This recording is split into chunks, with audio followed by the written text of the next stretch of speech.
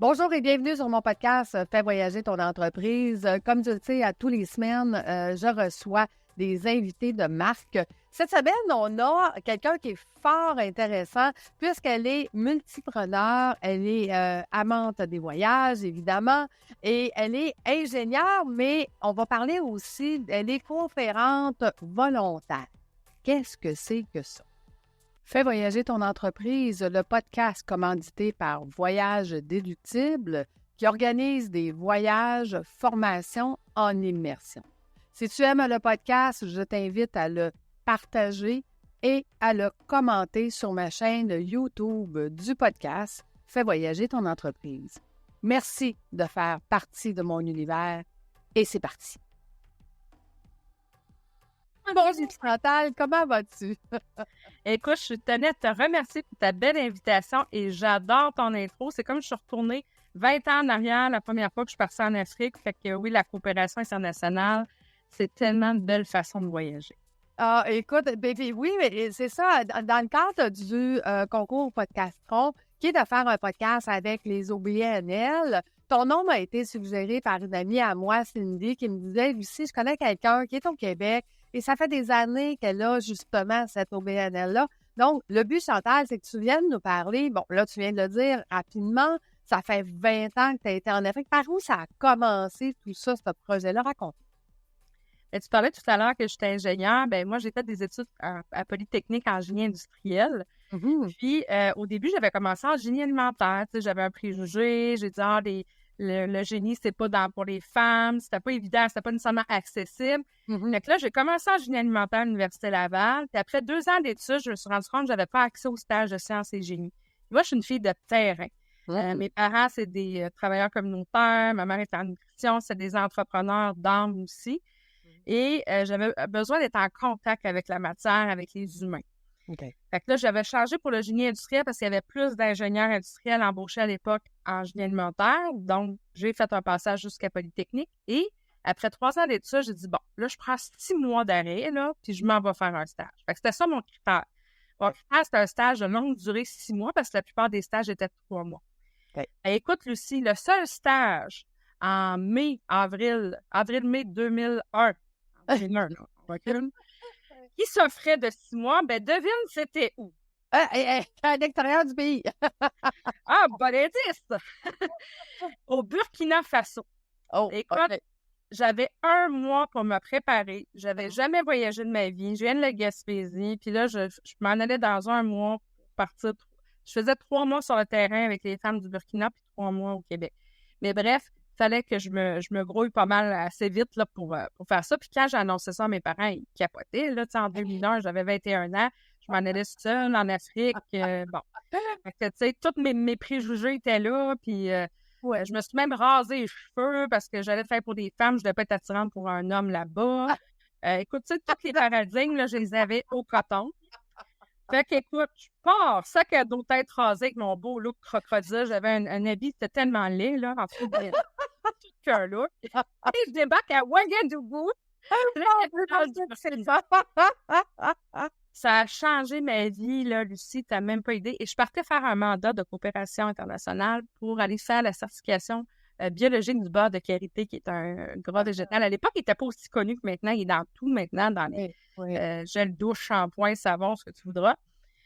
Et j'ai vraiment passé par toutes les étapes du choc culturel. Là. Vraiment, tellement que je vais inventer mes parents à décider pour tourner. Tu sais, ça va loin dans ta tête, que ça va pas bien. Mais je te dirais que tout le passage, tu sais, de vivre le choc, ce choc-là est nécessaire. Ouais. C'est nécessaire pourquoi? Parce que ça te confronte à qui tu es, tes valeurs, tes origines. Donc, ça te ramène à ton identité. Tout à fait. Et tes peurs. Fait que là, tu affrontes tes peurs. Moi, j'appelle ça un saut en parachute, même si j'ai jamais sauté en parachute. Ça a été un de mes premiers sauts en parachute, de partir en Afrique seule. Et de croiser ces femmes-là avec une résilience incroyable. Je veux dire, ils font tout avec rien dans des conditions extrêmes. J'ai baratté du beurre de karité à 40 degrés avec un bébé dans le dos. J'ai emprunté le bébé d'une des femmes pour la soulager un peu. C'est quelque chose. Et, c'est pas très ergonomique comme position. Là. Non. L'expression, mais t'es quand même cul par-dessus tête. Il y en 2, carrément. Avant, tes bras sont comme le malaxeur. Puis je me rappelle aussi d'avoir fait des confitures à 52 degrés là, dans un local pour pas qu'il y ait de poussière puis qu'on n'avait pas d'air climatisé. Mais en tout cas, c'était un petit peu spécial. Puis un coup que je me suis ouvert à l'étranger à ces femmes-là, Lucie, il s'est passé quelque chose de magique. Puis c'est là le lien avec Cindy Dautin parce qu'on s'est connus via la filière Beurre de Karité au Burkina Faso avec l'ONG Le Ceci. Ça te quitte jamais vécu là-bas parce que tu as vu des choses difficiles, mais aussi que même si c'était difficile, ils lâchaient pas, ils étaient ensemble, ils trouvaient des solutions. Je te donne un exemple avec 1 000 $. Moi, j'ai ramassé 1 000 $ avant de partir. Je me suis dit, je veux laisser une empreinte, je veux faire quelque chose. Et là, il faut que j'aie de l'argent. Tu sais, je veux dire, moi, mon voyage, j'étais payé, mais j'avais rien pour faire quelque chose. Ouais.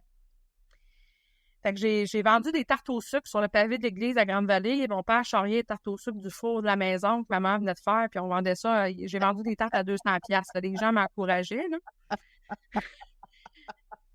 On serait pas payé de tarte aussi cher. Écoute, mais c'est The Tarte. Elle a voyagé, la tarte, parce qu'elle a permis de restaurer un site de production au complet de beurre de qualité. Wow. Tu sais, ce voyage-là, c'est pas juste un voyage pour aller apprendre des choses ou c'est pas juste des choses académiques. Tu sais, j'apprends la vraie vie. J'apprends les conséquences des changements climatiques. Moi, ça m'a déjà, à cet âge-là, allumé fortement que, mon Dieu, ces autres ont 2-3 degrés de plus. Tu sais, tu prends pas la météo au Burkina, là, il fait soleil tous les jours, mais quand il pleut, t'es content, c'est l'inverse d'ici. Nous, il pleut, il y a beaucoup plus de précipitations que de chaleur, fait que dans le fond, on veut tout le temps ce qu'on n'a pas. Hein? Oui, c'est ça. Nous autres, on pleure quand il pleut, puis eux autres, ils dansent, puis ils chantent quand il pleut. J'ai compris c'était quoi la danse de la pluie, parce que j'ai sorti pour danser quand il y a eu de la pluie après 6 mois. J'ai resté là plus longtemps. Parce que moi, je suis retournée 4 ans plus tard, mais moi, j'ai resté sur 2 ans après. Okay. Mais écoute, quand ça fait 6 mois qu'il n'y a pas eu de pluie, là, t'es content, là, de... oui. Ça danse de la pluie, t'es content, là. Écoute, puis le lien, j'aurais le goût que tu nous parles, le lien de ce que tu as vécu là-bas, qu'on va continuer de jaser, mais le fait qu'aujourd'hui, tu es une entrepreneur, c'est sûr que ça l'a joué dans ta façon d'être entrepreneur par la suite. Donc, ça l'a changé la personne que tu es et ta vision de la vie. Là.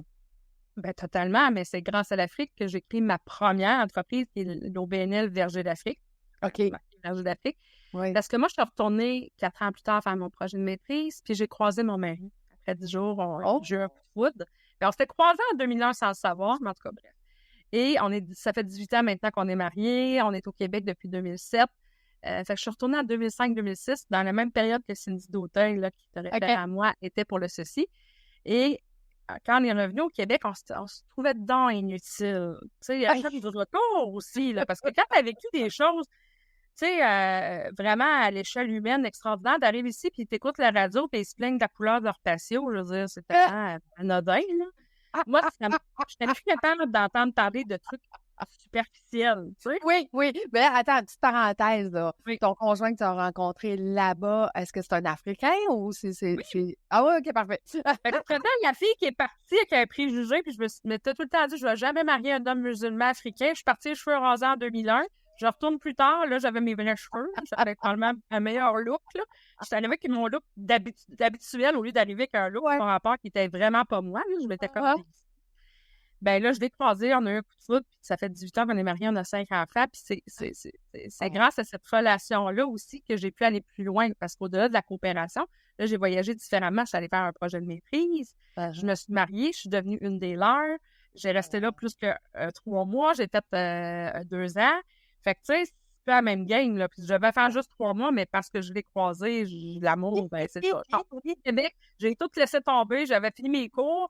J'ai dit à mon père, je finis ma maîtrise sur 2 ans, j'ai un projet de coopération. Puis dans 2 ans, je déposais mon mémoire, puis je suis revenue mariée avec un enfant. Là, tu sais, c'est fou, là. Mais dis-moi, d'abord, à ce moment-là, qu'est-ce que vous avez ramené au Québec? Ben, moi, j'avais fait mes études d'ingénieur, enfin, je voulais pratiquer au Québec, de un.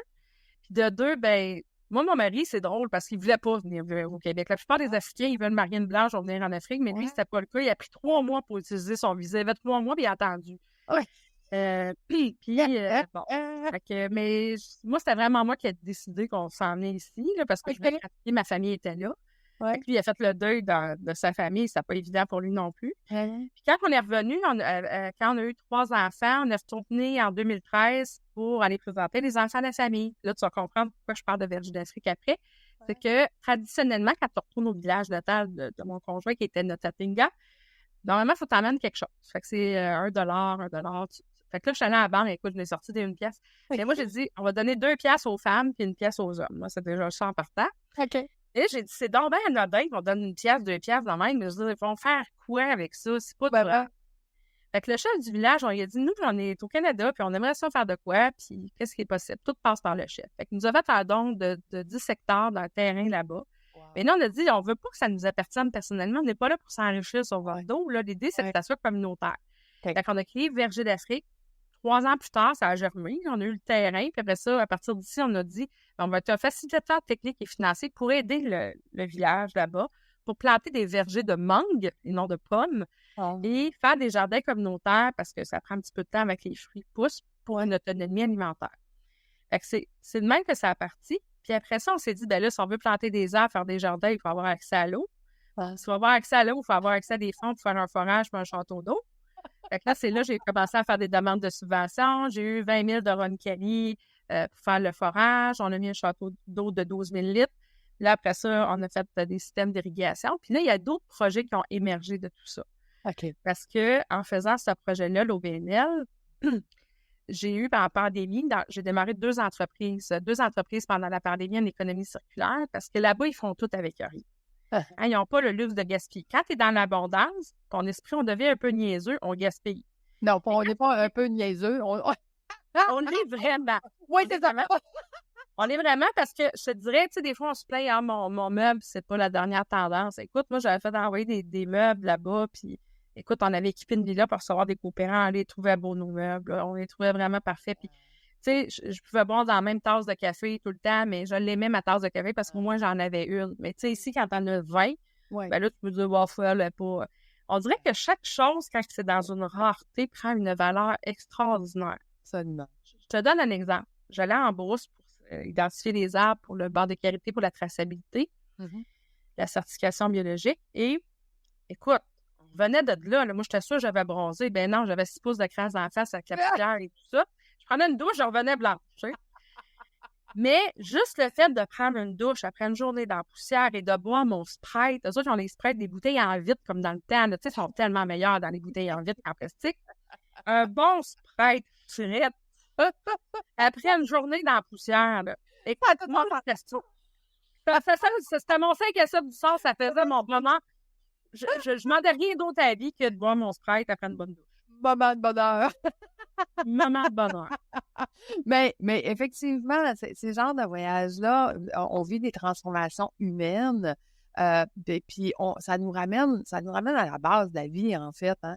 Tu sais, quand ils sont dans des conditions, justement, on apprécie le moindre petit geste, la moindre petite aide, puis la collaboration aussi. C'est qu'eux, ils n'ont pas le choix. Ils n'ont pas le choix de collaborer en équipe, en communauté, ce que aussi, dans nos sociétés, on ne fait plus, là, qu'on a de la difficulté à dire on va collaborer.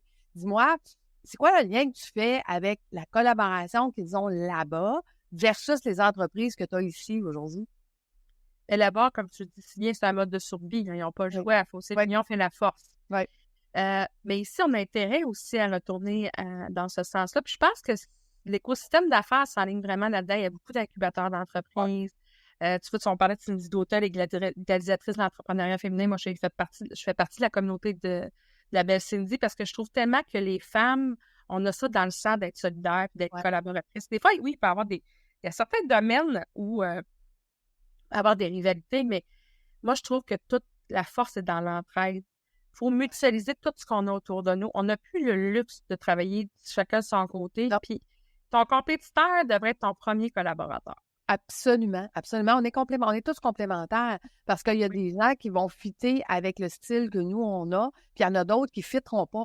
On ne plaît pas à tout le monde comme tout le monde ne nous plaît pas. Fait qu'à partir du moment qu'on comprend ça, on comprend qu'on est tous complémentaires, qu'on peut tous travailler ensemble. Je suis tellement d'accord avec toi. Mais ça, je pense qu'on le découvre encore plus quand on fait le genre de voyage que tu as fait. En tout cas, on en est plus consciente, je te dirais.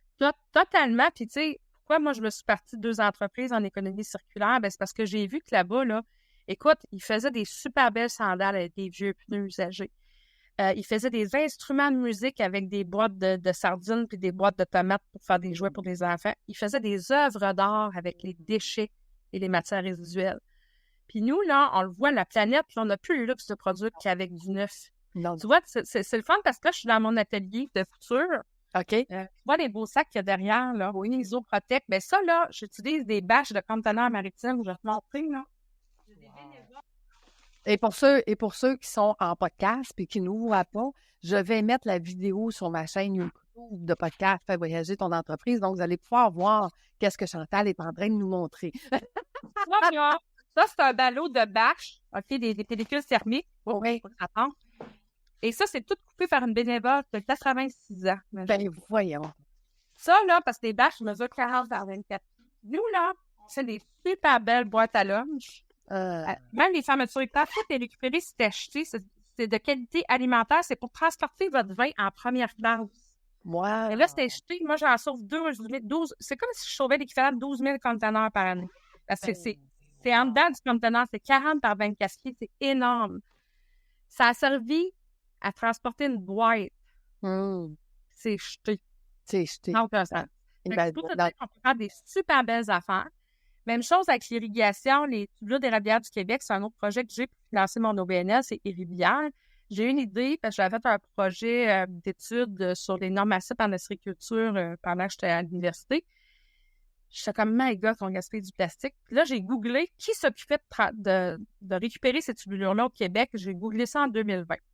Et là, je suis tombée sur Environique en Beauce, groupe Aptas, qui prennent des gens qui ont des limitations fonctionnelles pour faire le tri des tubulures et les récupèrent et les remettre en granules. OK. Puis là, j'avais besoin de faire de l'irrigation en Afrique, après avoir fait mon château d'eau. Je me dis, pourquoi je ne pourrais pas faire du réemploi de ces tubulures-là? Parce que moi, il faut qu'ils soient percés pour faire le goutte à goutte. Ça, pour collecter de l'eau d'érable, c'est percé, ça va pas bien. Là. Tu vas perdre de l'eau d'érable. En cours de route, ça ne se prendra pas. Fait que là, l'inconvénient de un devient l'avantage. J'ai pris une fin de semaine, on est allé chercher en Beauce des tubulures usagées. On les a toutes débrochées, enroulées, fait des palettes, puis on a envoyé ça en Afrique. OK. Et ça marche très bien, on l'a fait. Moi, je suis allée sur place le tester et tout.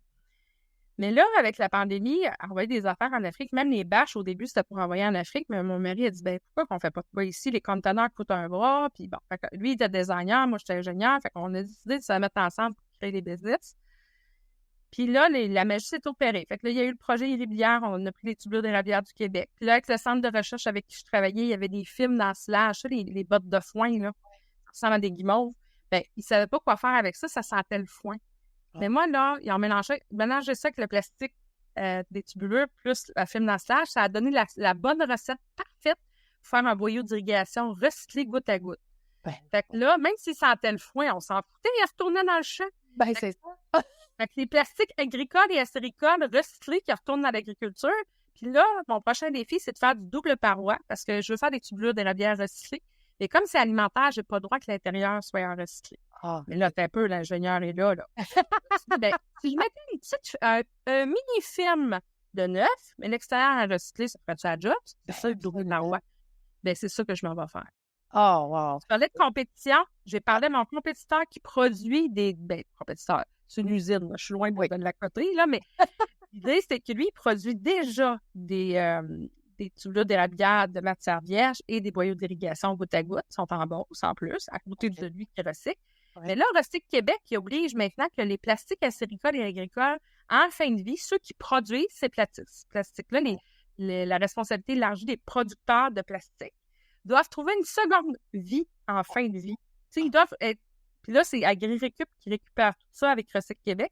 Il faut qu'ils aient une responsabilité en tant qu'industriel à les revaloriser. Moi, là, je deviens un projet clé en main pour ça. Oui. Là, je les rencontre demain. Écoute, demain, 3 heures. On va refaire un podcast ensemble, on veut savoir la suite. Mais écoute, c'est vraiment fascinant, Chantal. Puis, qu'est-ce que ça l'a apporté comme transformation aux gens que tu aides là-bas? Raconte-nous, c'était quoi leur transformation à eux? Elle est incroyable, la transformation. Écoute, je suis retournée, moi, avec une amie du Rwanda vivre 3 semaines d'expérience avec ces femmes-là, on est revenu là, chavirés. Ces femmes-là gagnent 200 $ par année. Ils s'occupent de 10 personnes en moyenne. T'imagines-tu 200 $ par année, c'est tellement rien. Tellement. Là, on leur a amené la première eau courante parce qu'il y avait un forage avec une pompe. Et les enfants checkeraient la pompe. Puis, à un moment donné, la pompe, elle s'est brisée. Parce qu'ils ne savaient pas quand on jouait avec, quand on claquait, que ça allait briser. Fait qu'ils ont été des mois et des mois à même pas avoir accès à de l'eau potable. Finalement, on apprenne que ça coûtait 250 $ réparer la pompe, donc on l'a payé. Puis on a expliqué aux enfants, ben, claquez plus la pompe. Ça se la claquer, parce que c'est les enfants qui vont puiser l'eau. Mais là, il y avait le plan B, là, on avait l'eau courante, parce que le forage avec le château d'eau, c'est pas pompé, là, tu t'ouvres, puis il y a de l'eau qui coule. Oui. Tu n'as pas besoin de donner un effort physique ou d'aller au puits, tirer la corde. Puis écoute, il faut au puits, puiser l'eau. J'avais même racheté une poulie pour que ça soit moins compliqué. Écoute, j'étais à bout. Sais-tu quoi? Le seau qu'il prenait pour puiser l'eau était troué. Là, je capotais. Puis là, après ça, je voyais, il puisait l'eau avec la pompe qui claquait. Là, bon. Mais là, il vidait avec une grosse chaudière dans un bidon qui avait un petit diamètre. Mais là, la moitié tombait à côté. Ben ouais, c'est ça. J'ai dit, là, il y a du gaspillage. Puis quand on était passé, moi puis Béatrice, une amie du Rwanda qui était venue faire les 3 semaines avec moi en 2018, Chantal, j'ai vu des entonnoirs là-bas. Fait qu'on s'est acheté un entonnoir à 1 pièce. On l'a attaché pour pas qu'elle se perde, qu'elle soit toujours à côté de la porte. Puis là, il mettait l'entonnoir, puis il vidait l'eau. Il n'y avait pas de gaspillage. Puis là, je me demandais pourquoi autour du puits, il y avait de l'eau stagnante. À chaque fois qu'il prenait le seau, ben là, il se promenait sur le bout pour lui mettre, puis là, l'eau stagnait autour, puis là, il payait à madame Lia. Il y a beaucoup d'éducation à faire, puis c'est pas parce qu'ils savent pas ou ils n'ont pas les moyens. Ben, c'est ça, ils n'ont pas les moyens de changer le seau qui est percé, là. Ils n'ont pas d'argent pour en acheter un autre. Fait qu'ils font avec ce qu'ils ont, puis ils pensent bien faire. Fait que, tu sais, c'est comme, ils n'ont pas le choix, de toute façon. Ben, c'est ça, exact. Oui, c'est ça. C'est ça qu'on a fait. On leur a donné, même les femmes, on leur a acheté des seaux à compost. Ils ne savaient pas qu'avec les résidus mettons, quand ils calaient les arachides ou qu'ils faisaient peler les carottes, tout ça pouvait faire du compost. Fait qu'on a fait une fosse à compost qu'on mettait sur les jardins. Ils ne savaient pas. Eux autres, ils mangent des insectes là-bas séchés, mais pas broyés nécessairement. Fait que là, nous, Béatrice, son rêve, c'était d'aller leur montrer à cuisiner des biscuits à base de farine d'insectes, parce que c'est full de protéines, puis comme de la viande légère, puis pour que les enfants soient bien nourris. Puis ils n'avaient jamais cuisiné avec un four. Fait que là, nous autres, on était en brousse, on avait une villa, on a acheté un four au gaz, on ne peut pas avoir un four électrique, on n'avait pas le courant. Et c'est la première fois qu'elle cuisinait avec un malaxeur. On a broyé les insectes qu'il y avait à la station-service pour faire une farine spéciale. Là, ça sortait noir, bien entendu. Puis là, on leur a dit, ça, c'est une farine spéciale. On va vous dire à la fin, c'est quoi. Puis là, nous, on va y goûter en premier parce qu'on ne va pas vous penser qu'on vous empoisonne. Non, c'est ça. On a fait les biscuits avec de la pâte d'arachide. Écoute, c'était tellement riche en protéines. Là. Écoute, je pense que j'aurais pu manger. J'ai mangé 2 biscuits, j'aurais pu toffer 2-3 jours sans manger après. OK, moi qui mange juste des protéines, mais ça se vend-tu ici, cette affaire-là? Des farines d'insectes, oui, tu peux en acheter dans les épiceries. Il y en a des farines d'insectes. Oui. Ben oui, tu vas dans les rayons plus spécialisés ou les boutiques d'aliments naturels. Farines d'insectes, maintenant, il y en a partout. Même, ils vendent des bartanes avec de la farine de grillon au Québec. Ben, tu sais, voyons donc. OK, là, je vais aller chercher ça. Ça raconte. Oh oui. C'est ça qui a moins de gaz à effet de serre. Une fourmi qui pète puis un bœuf qui pète. Non, c'est ça. Pas de même. On sauve la planète et on se nourrit en plus. Écoute, Chantal, c'est vraiment fascinant. Explique-moi, exemple, un des défis que vous avez dû surmonter, toi, là, partir de ton OBNL, de vouloir aller aider ces gens-là. Ça va être facile, là. C'est pas si facile que ça, partir tout ça pour faire ça. C'est quoi tes défis? Ben, il y a eu des défis au début de se faire connaître et de créer notre réseau. On a quand même beaucoup de gens qui ont été généreux, qui ont donné beaucoup de leur temps. Là, vraiment, les bénévoles qu'on a eus sur notre route ont été formidables. Il y a les familles de Mers qui font les tomates de Mers, les produits horticoles de Mers qui ont été la parrain de Verge d'Afrique. Je te dirais le plus difficile, nous, on avait déjà un bon contact sur le terrain. C'est facile de transférer les fonds, qu'il y ait des actions rapidement pour que l'argent est à la bonne place. Ça, je te dirais, c'est un de nos bons coups, là, d'avoir un bon réseau. Ouais. Mais ce qui a été difficile par la suite, c'est le terrorisme qui s'est installé dans le pays, malheureusement. Fait que là, on ne pouvait plus envoyer de volontaires. Fait que moi, j'avais un projet avec Ingénieurs sans frontières. OK. Puis, j'avais 5 billets d'avion payés. Puis, 2 mois avant qu'ils partent, j'apprends qu'on ne peut plus les envoyer pour question de sécurité. Puis, c'est bien correct aussi. La sécurité prime surtout. Ouais. Mais là, j'ai dit, mon Tadine, c'est pas vrai que je vais perdre ces 5 billets-là. Fait que là, j'ai dit, qui est intéressant? Parce que, tu sais, la sécurité, c'est vrai qu'elle était pas top, mais elle était pas aussi pire que maintenant, là. Moi, j'étais à game d'y aller. Tu sais, chacun ses risques propres et risques, mais c'était quand même des risques calculés. Tu sais, moi, je connais la famille. Voilà, c'est ça. Quand jamais la même route, tu sais, faut être vigilant, là. Je dis pas de... Moi, je suis allée 1 mois avec la Charbonneau, ça fait s'enlever, là, et du blé, quand je suis partie avec la belle Béatrice. Béatrice est venue avec moi, mais Béatrice était noire, là, je veux dire, elle vient du Rwanda, mais ça fait longtemps qu'elle est au Québec. Fait qu'il l'appelait quand même la Nastara, la blanche, parce qu'elle était, elle avait l'accent québécois, mais bon. Mais bref, moi, le défi que j'ai eu, c'est de ne pas perdre des opportunités comme ça. Fait que moi, je suis quand même allée, puis j'ai un groupe d'amis qui est parti avant moi, parce qu'on devait partir 5 femmes le 5 septembre 2018. Ouais. Mais moi, le mois de juillet, je me suis cassé et la cheville et la jambe en partant d'une petite mortage chez Némi. Bon, fait que, tu sais, je n'étais pas prête à partir, j'ai été opérée 2 fois. Fait que je ne pouvais pas partir le 5 septembre. Fait que là, le défi que j'ai eu, c'est d'envoyer des gens sans moi là-bas, qui étaient partants pour y aller, le côté sécurité. Ouais. Et j'ai négligé l'aspect du choc culturel. Ben, pas négligé l'aspect du choc culturel. Il y en a qui avaient déjà fait de la coopération, mais ensemble, le groupe, il aurait fallu que je sois là pour les guider, plus au niveau culture. Oui. Parce que là, ils se sont mis à... Tu sais, quand tu as un choc culturel, des fois, tu viens un peu bizarre, là. Fait qu'ils ont fait des affaires que ça fitait pas, là. Okay. Et je te donne un exemple. Tu sais, des fois, c'est de la peur, le préjugé. Tout le village était venu à pied les accueillir à la villa quand ils sont arrivés dans l'après-midi. Ouais. Mais eux, voir tout ce monde-là arriver d'un coup sec, dans un contexte d'insécurité, ils ont eu peur. Fait qu'ils ont mis à porte. Non. Ils n'ont pas mis à porte dans le sens de je ne veux pas te voir parler nécessairement, mais ils n'ont pas vu la valeur que ce monde-là va marcher des kilomètres pour leur dire bonjour. Ouais. Fait que ça a été un manque de respect. Oui. Fait que ça, en partant, ça n'a pas aidé. Puis, il n'allait pas valider que le chef du village. Mais moi, si j'avais été avec elle, puis il n'avait pas amené d'eau potable, je dis, préparez-vous, vous allez en brousse acheter en ville ce qu'il vous faut, et en vous de la poudre à pâte. Je veux bien, quand vous allez faire des biscuits avec les femmes, amenez-vous au moins de l'eau, puis je sais pas. C'est ça. Tu sais, quand... Bon. Fait que, tu sais, des fois, il ne faut jamais rien prendre pour acquis. Okay. Fait que moi, ça a été dommage parce que ça a gâté un peu la relation. J'ai réussi... Moi, je suis allée la rejoindre une fin de semaine. On s'est vus, on s'est croisés parce que la fin de semaine qu'elle s'en allait, nous, on arrivait. Fait qu'on était 2 jours avec eux autres, mais on a pu récupérer certaines choses. Mais ils n'ont pas eu le voyage. Les 3 semaines que moi, j'ai faites avec Béatrice, on en a fait plus en 3 semaines qu'elle en 2 mois parce qu'il n'y avait pas eu l'accompagnement. Ouais. Je comprends. Le temps, c'est pas évident. Puis il y a des affaires qu'ils nous ont pas dit. Puis vu que moi, j'étais malade, ils ne voulaient pas m'en dire trop. Puis... ouais, c'est ça. En tout cas, fait que, tu sais, il ne faut jamais rien prendre pour acquis. C'est ça, je suis trouvé difficile. C'est ça. Mais dis-moi, là, de ce que tu nous racontes, dans le fond, c'est que présentement, est-ce que c'est possible de faire un voyage pour aller aider ces gens-là ou ça c'est pas encore assez sécuritaire pour ça? Non, ça ne l'est pas, malheureusement. C'est pas sécuritaire. Mais c'est ça, la beauté de la chose, c'est que nous, on a quand même trouvé des facilités. Je te donne un exemple avec Cindy d'Auteuil qui est incroyable après avoir fait une semaine d'un bootcamp. Elle a dit, tu sais, j'ai pas chargé cher. Ceux qui sont intéressés à faire des dons pour Vierge d'Afrique, écoute, on a ramassé 3000 $, en 5 minutes, j'en reviendrai pas. Tu sais, quand tu parles de solidarité féminine, puis nous, on les aide à distance. Fait que moi, la semaine d'après, les arbres étaient plantés, les semences étaient achetées, puis on a repris des photos avec chacun leur nom, tout le monde qui a donné son nom, son don. Cindy d'Auteuil, on ne va pas le montant, là, mais tu sais, chacun avait sa pancarte avec les gens là-bas sur place, les enfants, les femmes, le village qui sont là. Fait que moi, ma façon de les aider, c'est de ramasser des fonds à partir d'ici et de créer des actions concrètes sur le terrain. L'autre exemple, que tu sais, on parle de voyager, là. Ouais. Moi, c'est rien qu'à moi que ça peut arriver, ces affaires-là. Je te dis, je suis quelqu'un de spécial, là, il m'arrive des affaires. J'ai dit à Béatrice, tu vas venir avec moi, ça va rien te coûter pour aller au Burkina. Effectivement, nos billets étaient payés. Mais ce qu'il faut savoir, quand on est parti, moi et Béatrice, moi, j'avais ma botte orthopédique.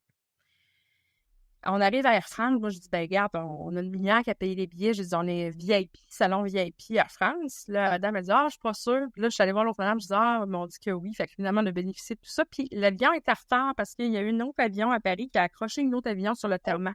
Okay. Tous les vols en Afrique ont été décalés. Uh-huh. Mais là, ils nous ont remboursé un billet qu'on n'avait pas payé. L'argent est rentré avant même qu'on revienne. Mon mari dit, t'as reçu un chèque de 1500 $. Ouais. Tout ça dans le compte conjoint, j'achète un moulin à farine. Tu sais, c'est fou, là. Je pars 3 semaines en Afrique. Il arrive tous ces enfants-là, ça me coûte rien pour y aller. En plus, on se fait rembourser, moi, puis Béatrice, puis on a remis l'argent. Béatrice, elle a acheté un lampadaire à énergie solaire. Elle avait perdu un de ses fils. On a fait une activité spéciale en l'honneur de son fils. Guillaume. Puis on a vécu le plus beau voyage. Ils nous ont donné 11 poulets en 3 semaines pour nos bonnes actions. Wow. En tout cas, c'est capoté ce que j'ai vécu. C'est le plus beau voyage que j'ai fait, c'est avec Béatrice. Okay. On est parti le lendemain de l'Halloween. J'avais même des bonbons d'Halloween pour les enfants. Wow, c'était le plus beau 3 semaines, même si c'était dans un contexte d'insécurité, puis qu'Edith Bliss s'est fait enlever un mois après. Là. Ben, moi, je ne regrette pas d'avoir été là, puis tellement le plus beau voyage de ma vie. OK. Écoute, Chantal, ce que j'ai le goût d'offrir à nos auditeurs, c'est que, premièrement, on va mettre un lien pour qu'ils puissent faire des dons, OK? Oui. Et tous les dons qui seront faits grâce au podcast de Fais voyager ton entreprise, j'aurais le goût qu'on fasse quelque chose, moi puis toi, significatif. Donc, de prendre cet argent-là puis d'acheter quelque chose qui est gros, là, qui vaut cher. Puis moi, ben, écoute, je m'engage à, quand on sera capable, quand ça sera sécuritaire pour le faire, d'aller avec toi là-bas pour aller leur présenter le fameux, la fameuse chose qu'on achète ou peu importe, là, pour aller leur donner. Parce que tu sais qu'en tant qu'agence de voyage, ben, je vais t'offrir les billets, évidemment, mais j'aimerais ça participer à ça, d'aller là-bas, d'aller avec l'argent qu'on va accumuler, puis de faire quelque chose, à grande échelle, dire, ben tout ce qu'on va ramasser, peu importe le montant, ben ce montant-là va servir à quelque chose de plus gros, de plus, tu sais. Fait que moi, je m'engage à ça, en tout cas. Wow, c'est tellement une bonne idée. Qui s'engagent à nous donner des sous, on va prendre tous ces sous-là, on va faire un lien spécifique pour eux, puis à ce moment-là, ben on fera quelque chose de gros. Puis je suis très présente sur les médias sociaux, donc on va vous montrer. On va vous montrer sur place c'est quoi que ça a fait, puis c'est quoi que ça a changé dans leur vie, puis c'est où est-ce qu'est allé votre argent, et 100% de l'argent va aller à ce projet-là. Totalement.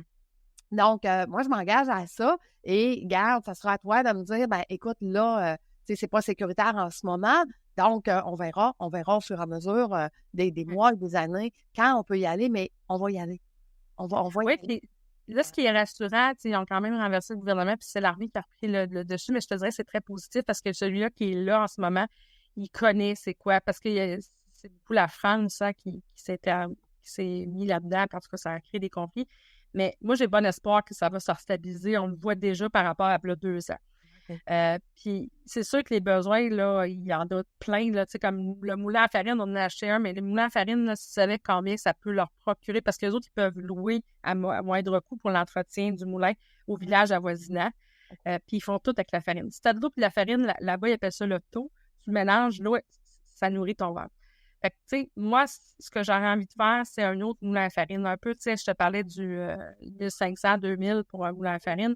Moi, je pense de rajouter un moulin à farine avec tout ce qu'il y a à produire, de la quantité de gens qu'il y a là. Je pensais de leur offrir une sécurité alimentaire. Fait que moi, j'aurais le goût qu'on se lance un autre moulin à farine, puis que je te fasse vivre exactement les mêmes 3 semaines que j'ai vécu avec Béatrice.